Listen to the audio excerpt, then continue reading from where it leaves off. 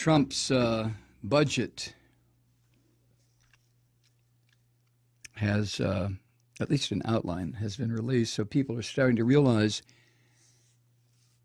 what the people who voted for him are going to get, and that is a kick, if they're male, right in the balls. If they're female, a pussy grab. So hard, they'll scream. This is what Trump has in store for you.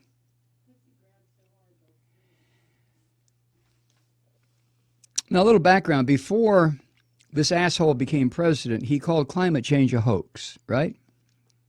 Something made up by the Chinese to steal all our factories or some such shit. And he questioned the safety of vaccines, and he mocked renewable energy as a plaything of tree huggers. So as the Times reports, it's no surprise then that Trump's first budget took direct aim at basic scientific and medical research. Now, before I go any further, I know I've asked this question a lot, to the point where, the repetition is starting to wear it down into just some innocuous statement. But when is this thug going to be removed from office? I'm serious. He has to be removed. And I think the people who voted for him, except his Nazi base, are going to be relieved when the Republicans finally wake up and get rid of this son of a bitch. Anyway, the extent of the cuts in the proposed budget unveiled early today. Is today Wednesday or Thursday?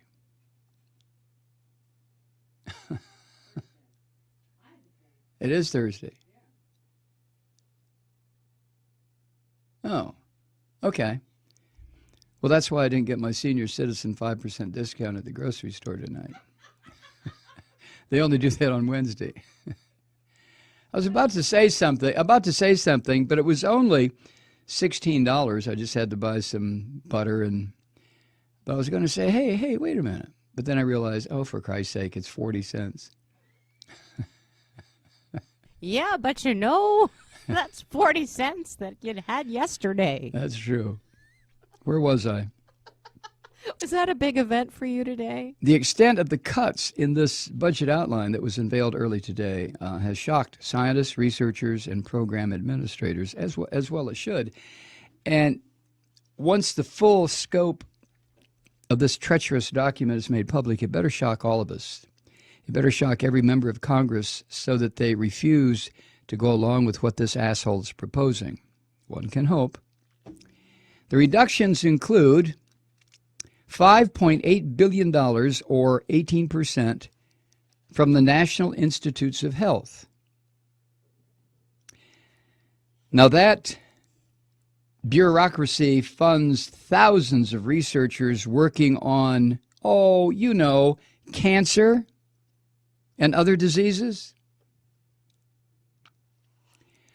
Also, $900 million will be cut, which is about 20%, from the Department of Energy's Office of Science, which funds the national laboratories, considering among the crown jewels of basic research on the goddamn planet.